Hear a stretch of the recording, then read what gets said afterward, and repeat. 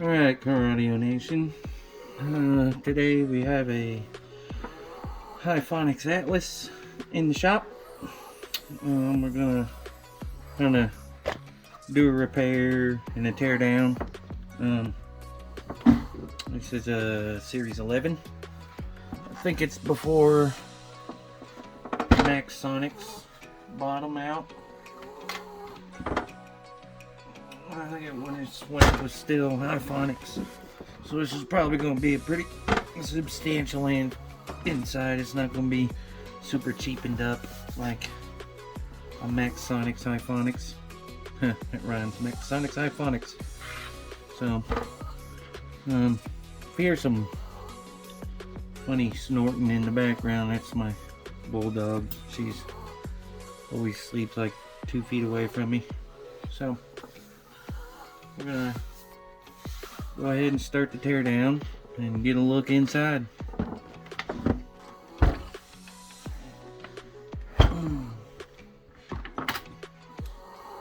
Right away I can tell it's not a Hifonics or not a Maxsonic because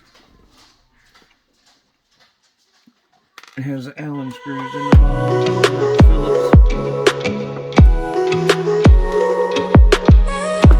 Still has that janky maxi fuse, double maxi fuse like I said there.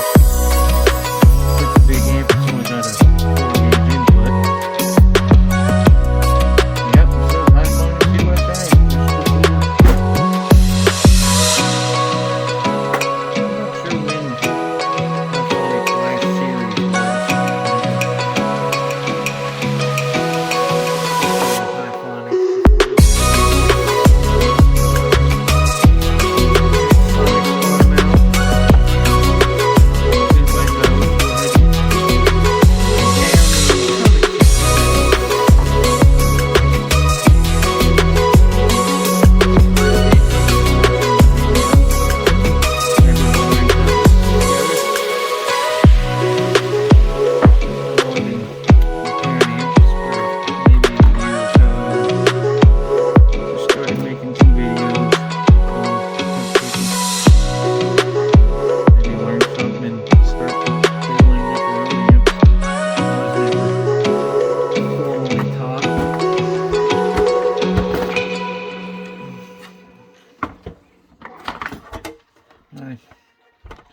I taught myself. I bought cheap amps and started taking them apart and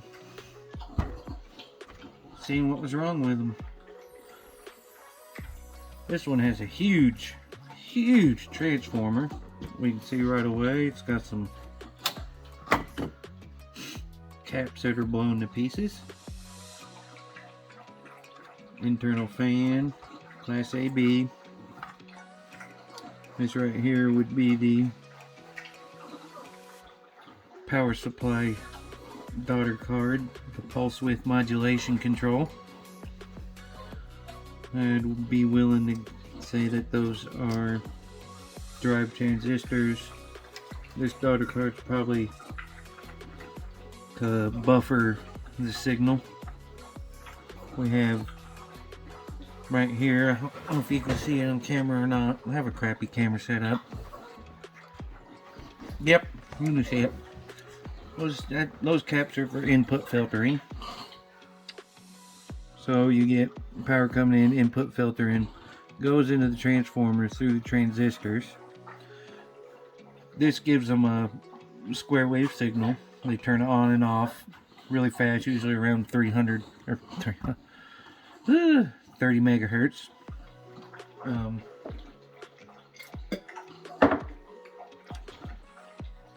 Then it sends a signal and the power goes into this transformer into the toroid inside and creates a, they call it a, I might be wrong, but they call it a magnetic flux. And you have a primary wind. The primary wind never touches. These are coated. It's like a, they call it magnet wire, and so none of the wires touch each other, so they have a coating. So there's a primary wind that goes around, and then there's a secondary wind. The primary wind and secondary wind never touch each other. So the primary wind gets the magnetic flux inside the toroid, and through some kind of voodoo magic that I'm not at that level of electronics experience, but it magnetically travels into the secondary winding and goes out without them ever touching, which is pretty cool, you know. I mean, even if you don't like electronics, that's cool, you gotta admit. So then that powers, and this is class AB, so it's not doesn't go through a digital pulse generation circuit, which there's many different class D pulse generation circuits. A lot of them use logic, so anytime electronics need to go from analog to logics, they use a NAND gate or NOR gate to help convert analog to logic, or analog to digital. Okay, right away I see two things before anything. Number one, this amp's been touched inside. There's missing screws. This is loose. Number two, I hate working on amps that have been touched. You don't know what somebody's done to it. So number two, look at these janky. Look at how they got this soldered. I wonder if that was factory or you didn't see. That's the whole thing right there. You don't know. So sorry. So I see that. Something else is really cool up. You don't see a whole lot. These transistors are actually soldered down to the board. It's pretty cool. Blown caps, obviously, so those will have to go. Get out of here. Got an inductor. See, inductors in class AB are different than some of the inductors in class D. Inductors in class D usually convert the digital signal back to sine wave. So it's basically an inductor can convert a square wave back to a sine wave, basically. But yeah, this thing's a friggin' beast. That's a hell of a transformer. I mean, that's like transformers that are inside home audio. I mean, you will rarely see these size transformers. Alright, I'll shut up. Let's keep going. Let's take off these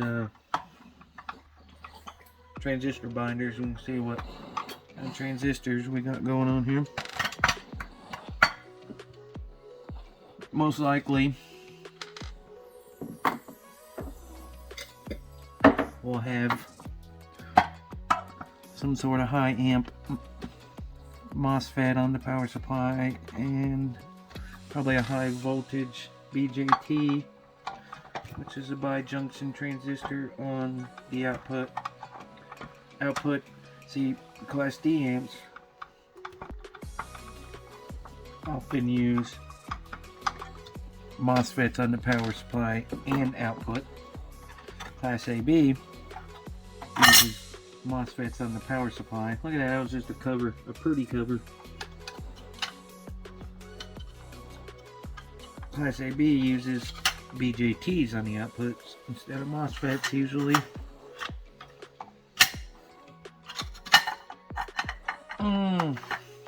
Can't get it out. We'll get it later.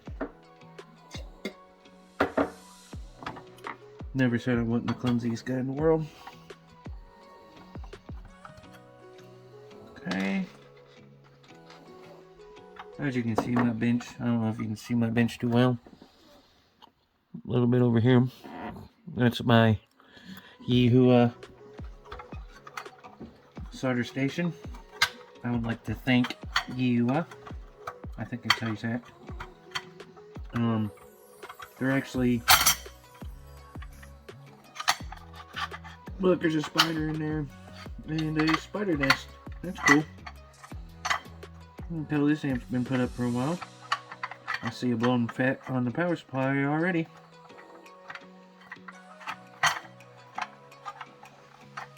Can't get that one out either. We'll get it when we take the end caps off. Sorry. Okay, so let's go ahead and take the end caps off.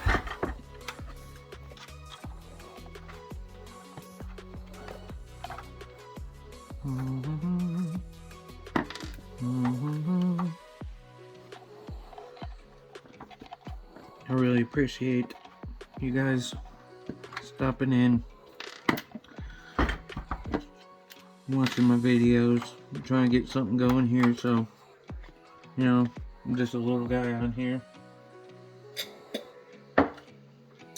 So if you would like, comment, and share, maybe tell people about amp guts.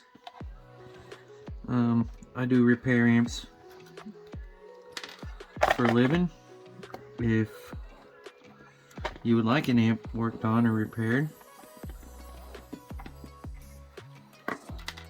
leave a message in the comment section, and I'll get back to you on it. Although right now I'm pretty slammed. I mean, I'm like 20-30 amps deep probably. There's not a whole lot of repair facilities or repair techs that will repair an amp at a decent price. They're usually stupid crazy. I don't like that. You know, I'm here for the car audio nation, and I like to see amps get back into the field, back in the world, used again. Especially a lot of the old cool amps like this, man. This is cool. They don't make shit like this no more. You know?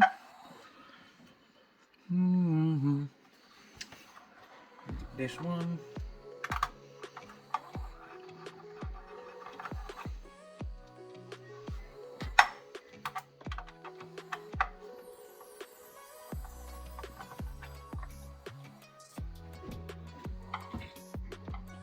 So this is going to be my first video actually repairing an amp. I'm working on one. Hopefully we'll get all through it. I mean, this might be a long repair, so I might not be able to get the whole thing done in a video, but this is my first repair on camera video. Before that, I've done a couple of videos of semi teardowns, amp reviews. I thought it would be cool to share a little amp knowledge with y'all. Now I got the hiccups.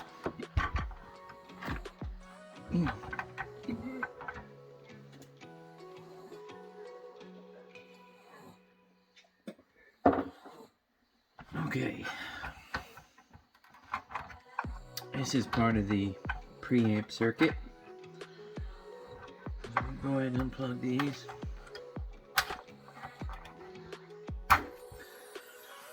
And those are old school.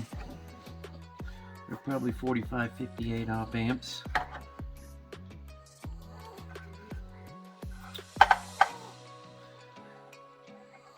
You can't see a... Yep. JRC 4558. And then we have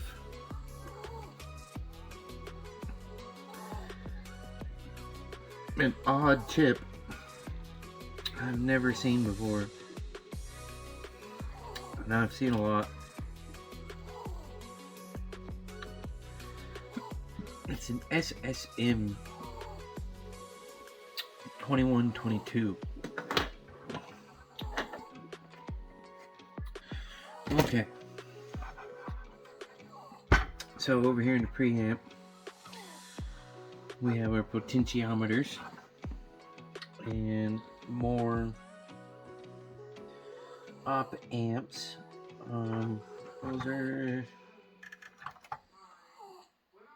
2968. Another odd.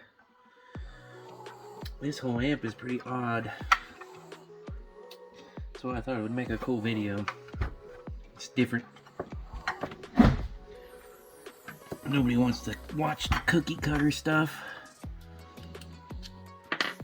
Everybody wants to see something cool. I do. Look at there. It's the top to one of the. That's how hard one of those caps blew. Is it blew the top all the way over here? Oh, that's cool. Okay, let's get this spider web. Spiders. Get this spider out of here. Ew. I'm gonna do a spider web giveaway to whoever. I'm just kidding.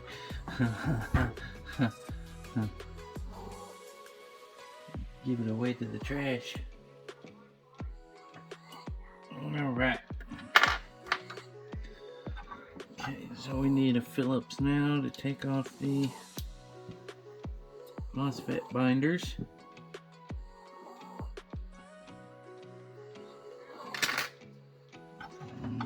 Let's look at what we got work with on our power supply. These are really cool binders. They're actually, you know, a lot of the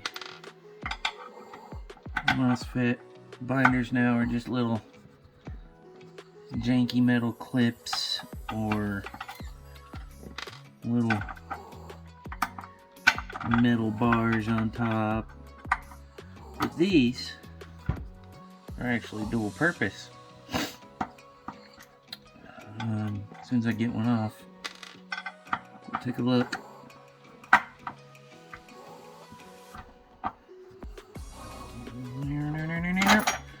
I don't like using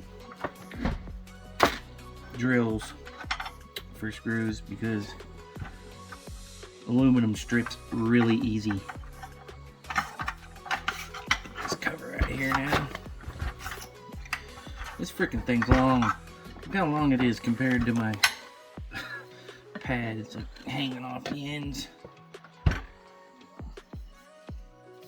That's a cool touch. Covers. I think this amp would be really awesome with a plexiglass bottom on it, like the old school. I don't know, CT Sound still puts plexi bottoms. Alright, so this binder is dual purpose because it actually has fins like on the outside of a normal amp, so they actually help to bind the amp to the main heat sink, but these actually work as little mini heat sinks as well, so you're actually getting heat dissipation on both sides of the transistor. Little one here on the rectifier bridge diodes. Alright, so these are RFP 064Ns, which are a fairly common amp in very high powered amps. Those are I don't know what this amp claims as far as power ratings.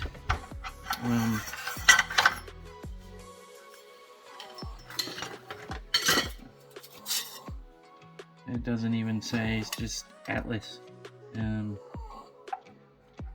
sure when I do editing, I will put this amp's factory ratings on the screen for you. The diodes are FMG33s, and those are very common. Looking, these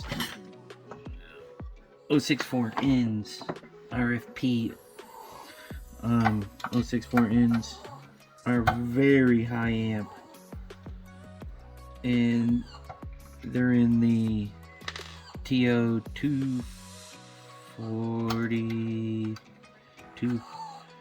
Oh, what's the package? It's the larger package size. Of course, I can't remember when I'm talking about it.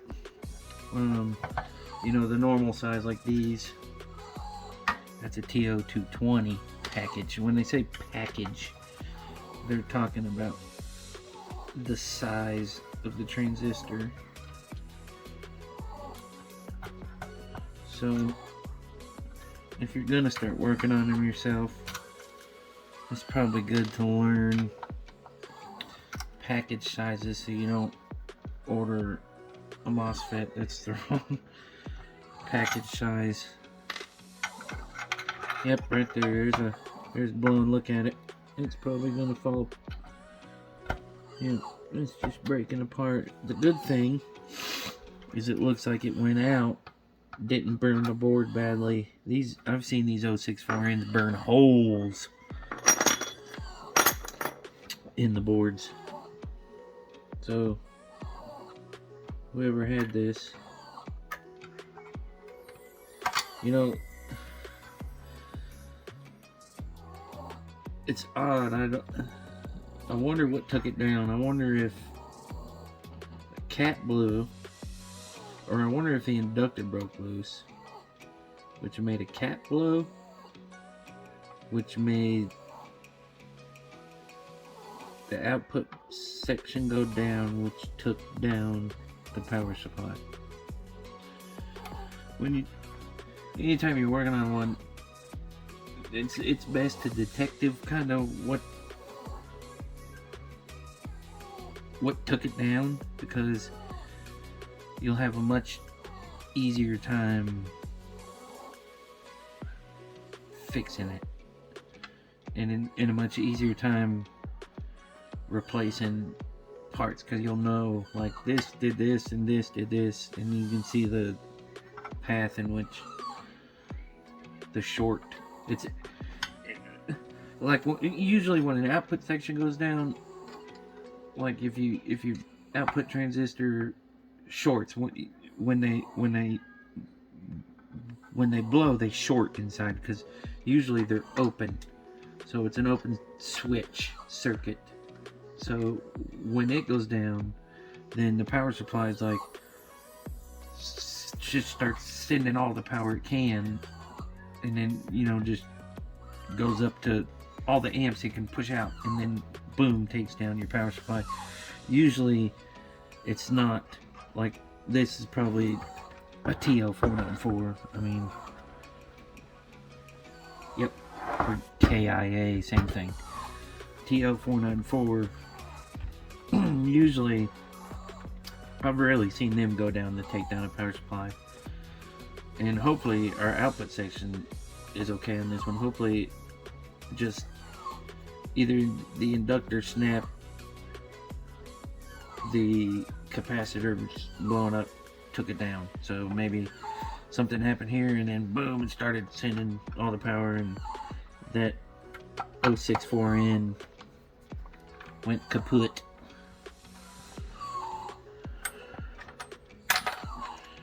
Alright.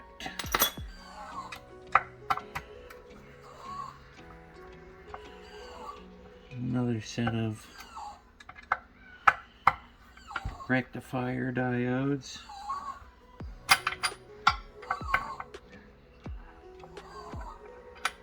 Bridge diodes. Those diodes take the AC, which your power supply generates, and converts it into your rail voltage. So your AC, so this creates a small square wave signal that tells your power supply MOSFETs to turn on and off, like a square on, off, on, off, and your transformer converts it to a large faux alternating current in AC, a big square wave, big up, down, big, positive 50 volts, negative 50 volts, positive 50 volts, negative, and then your rectifier diodes will take that large square wave and convert it to a positive 50 volt and a negative 50 volt straight DC line. And when you hear people say, what's the rail voltage? That's your rail voltage, your positive whatever voltage and your negative voltage. So your amp takes that DC rail voltage, and thus the BJT, the bijunction transistors, one's a PNP and one's an NPN. The PNPs PNP stands for positive, negative, positive, and NPN stands for negative, positive, negative. So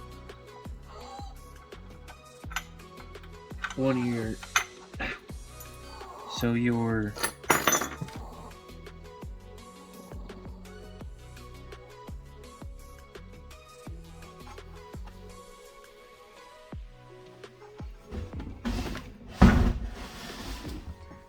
Okay guys, we're back on the amp.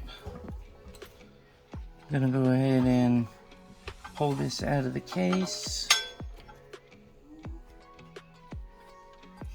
Get rid of the heat sink. One cool thing I noticed about this is the LED panel on the front isn't wired. It actually takes these two small balls and they get their power from that. It's kind of cool. Once that goes down, the pickups hit the back traces. It's a cool idea, I guess.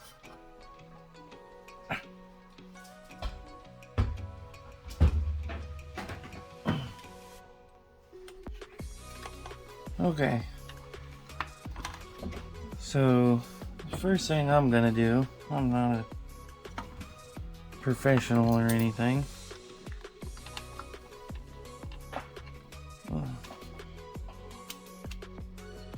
is check continuity on terminals.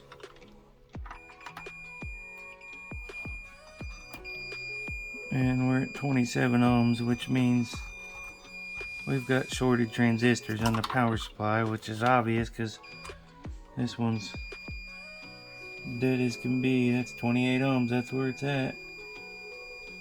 If I was showing 28 ohms, then I'd be willing to bet that that's the only one that's blown.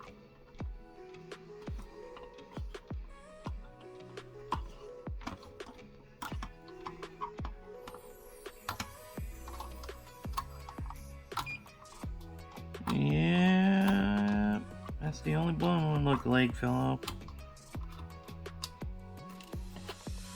So, anytime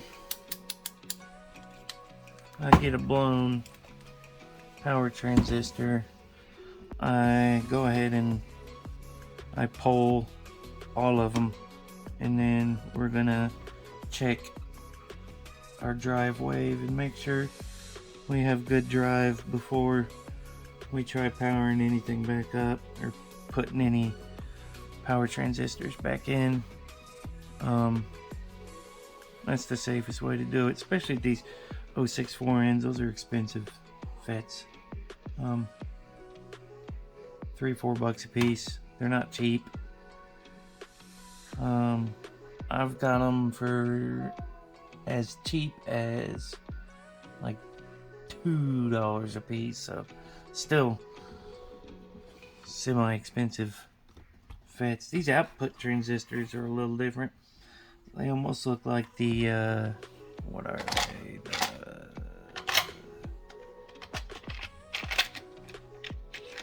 They almost look like these, the 2SC5200s, but they're not. They're a little different, like everything else on this amp has been. They're actually 2SC5359, which is like a 230 volt 15 amp BJT. It's a pretty strong MOSFET. So let's go ahead and flip this thing over and start desoldering these bad boys. Turn on my I don't know if y'all can see that or not.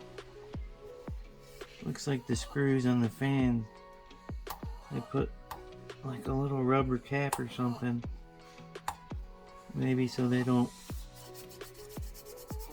I mean, it wouldn't matter if they hit the case. Why would they take the time and money to put it?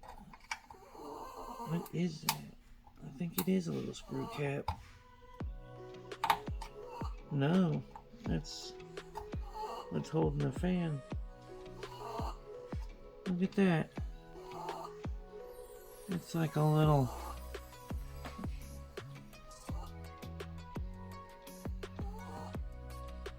plastic rivet. That's different. Sorry if I keep getting my stupid head in the picture. I'm not a professional cameraman by any means. Something else kind of odd to me. Looks like on the top, they could have really easily run this speaker jumper from here to here, here to here, like they normally do on amps. I think that even makes amps look kind of cooler, having those wires on there, but they chose to run it on the bottom, and this one actually doesn't even go from the spot where it says it's neither one of them go from the spot. It says on the board right here, speaker A, speaker B, speaker A, speaker B, and then there's another one here, speaker BB, speaker AA,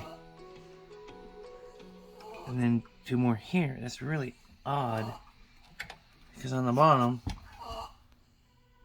they just soldered it to the trace, and then it runs down a very dangerous path, because if there's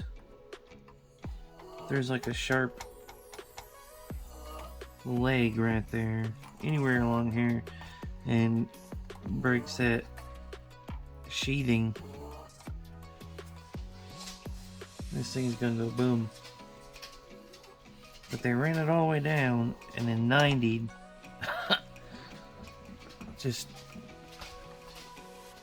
super odd. Really doesn't make a whole lot of sense. Okay, so let's start desoldering.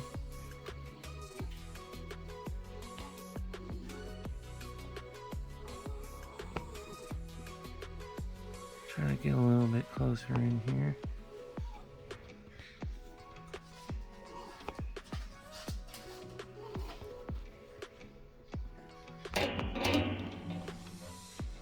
Okay, so we're gonna have to try to pull this out of the way.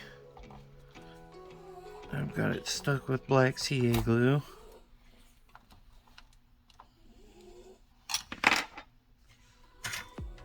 I do have a Yehua desolder gun, and they're actually, I haven't had a really good experience with this one, but they emailed me and said that they've made a new one, and they are going to send me it for free so I can try it, but it's coming from China, so who knows when I'll get it. We're gonna desolder. It's just heating up the leg and using the solder sucker and clearing out your holes. Something that I do on all my solder suckers is something that I learned from Sam at Bear Vids. Shout out to Sam. I've learned a whole lot from Sam. He's actually even helped me. The first amp I ever went to work on was a Taramps 12K, and I asked him a few questions over Facebook, and he answered. He's a real good guy. So highly recommend anybody that's watching this that likes repair videos. Sam makes good videos, not like my cheap crappy ones. So you just heat them up and till it's liquid. And the good thing about the silicone hose on the tip, you can put it right on your iron and it doesn't affect it at all.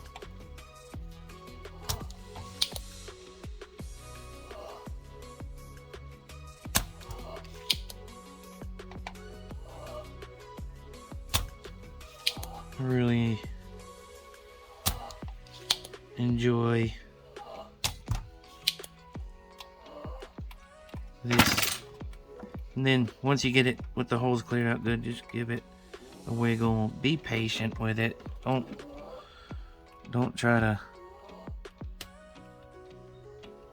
yank it out or force it at all, because you're gonna hurt your viers, and if you hurt the viers, you're gonna create yourself a whole lot more work. It sucks when you hurt the viers. So like I was saying, you just liquefy it. You can put that silicone tip right on it, and I mean, it does a great job clearing out your hole. I mean, I've got like the real expensive aluminum ones. It's got the little small silicone tip, but I recommend just getting one of these cheaper ones. Getting some silicone hose on Amazon, stretch it over the tip. I mean, the silicone will take, like up to like 900 degrees Fahrenheit, 400 degrees Celsius, so you really, it's a game changer for solder removal. Just making sure my viers are nice and pretty, and getting some of these solder bridges off of there. One of the key things with electronics is you've got to be patient. Patience is a virtue when you're doing this. So I just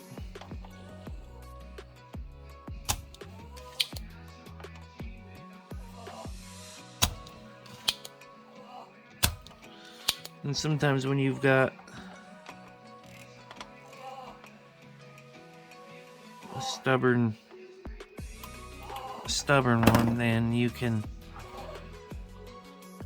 just take a little solder, a little new solder, just put a little new solder on there.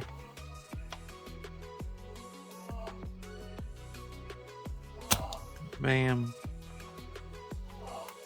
That'll help get some of that stubborn old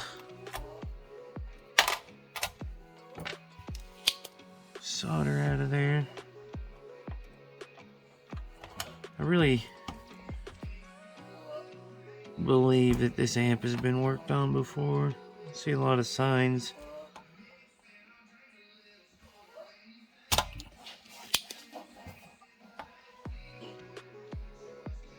I really like these FETs, these 064Ns. They're almost like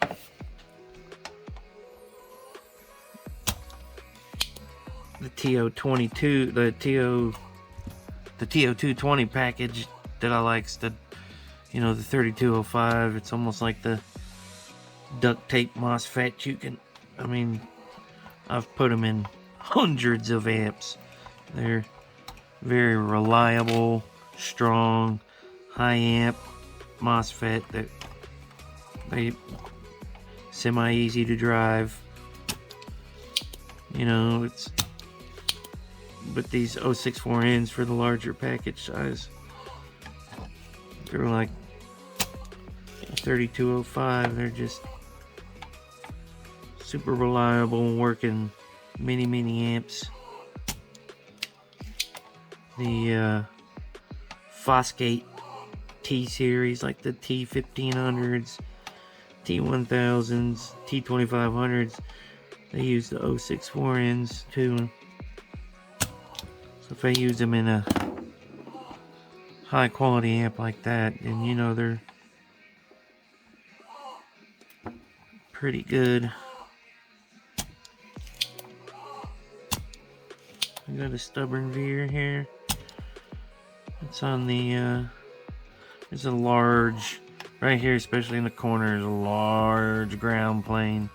There's a lot of copper in the board right here. But this, I really like this EU solder gun, which they're very well priced. They're not, you know, high dollar like a, you know, a high dollar Weller or a Metcal or a, you know, that quality amp, but iron, but they're a very quality iron. I mean, for the money. I've had good luck with them. I recommend them, especially if you're, you know, not quite professional, just starting out. Yeah. So let's get these suckers out. I'm also gonna be removing the rectifiers that'll allow us to isolate the power supply section from the output section.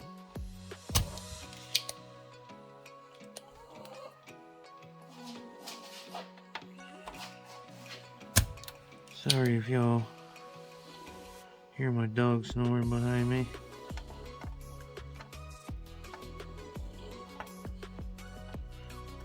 She's an English bulldog, so she's a little loud. Let me get one more solder here. Okay.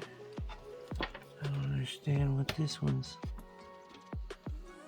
being so stubborn. It's a stubborn little thing on here. Alright, I'm gonna cut away for a minute, guys. Okay, we've got all the power supply MOSFETs out. I also desoldered these rectifiers, but I'd like to show you guys something before you go yanking out your rectifiers. You always want to make sure, for ease of putting them back, and sometimes I'll even mark it, the orientation of your diodes. So on this side of the amp, our diodes are oriented like this,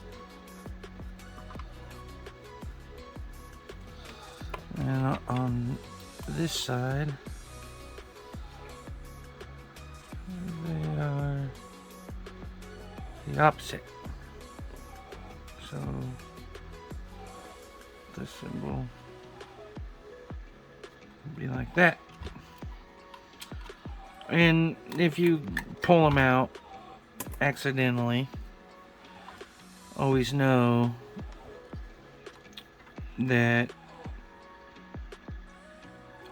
this orientation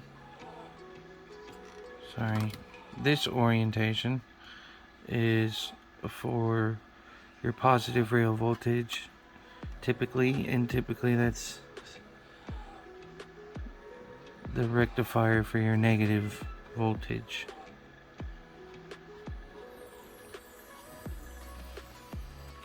Okay,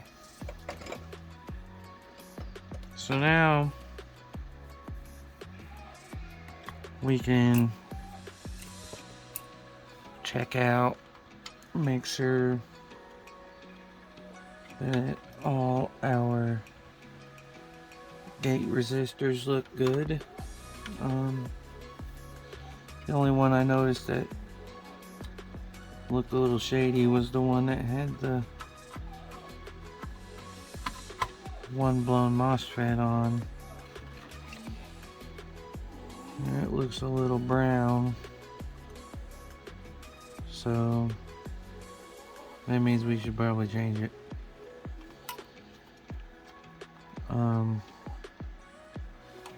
Also, what I like to do a lot of times is really look over the bottom of an amp and try to see if there's any discoloration in the board from heat. I don't really see any on this board. It's just really dirty. Needs a good cleaning. All this, that's not really from overheat. That's just nasty, old crusty flux. So what I'm gonna do is go ahead and we'll change out that one gate resistor, and then hook up a little juice to it and see on this scope if we have drive wave.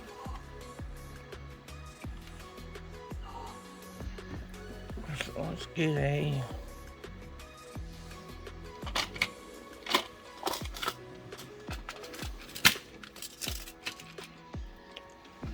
resistor. So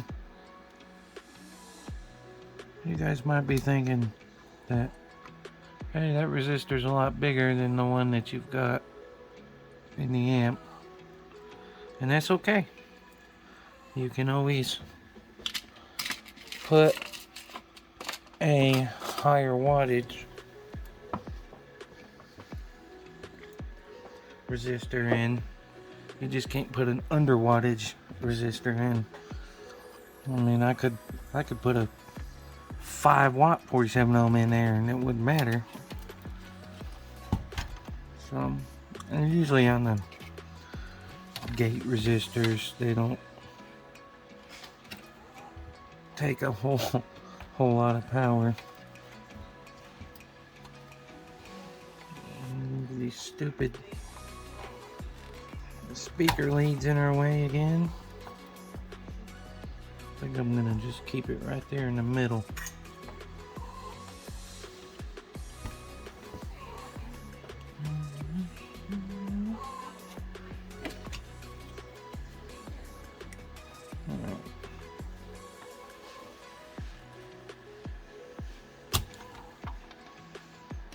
Just pick up your lead. Usually the factory, they bend the leads over so that it stays in. Hey guys, Amp Guts here. We have been working on this Hifonics amp, and we have pulled the diodes, rectifiers, and we have pulled all the 064 ends. I'm still waiting on those to come in. Ours are sold out, but they'll be here in a few days. And I went ahead and switched out this bad gate resistor. But I'm gonna end this portion. Oh yeah, also sorry, replace those bad caps. The rail caps. So I'm gonna end this video here. I'm super busy by the looks of my bench. I am crazy busy. But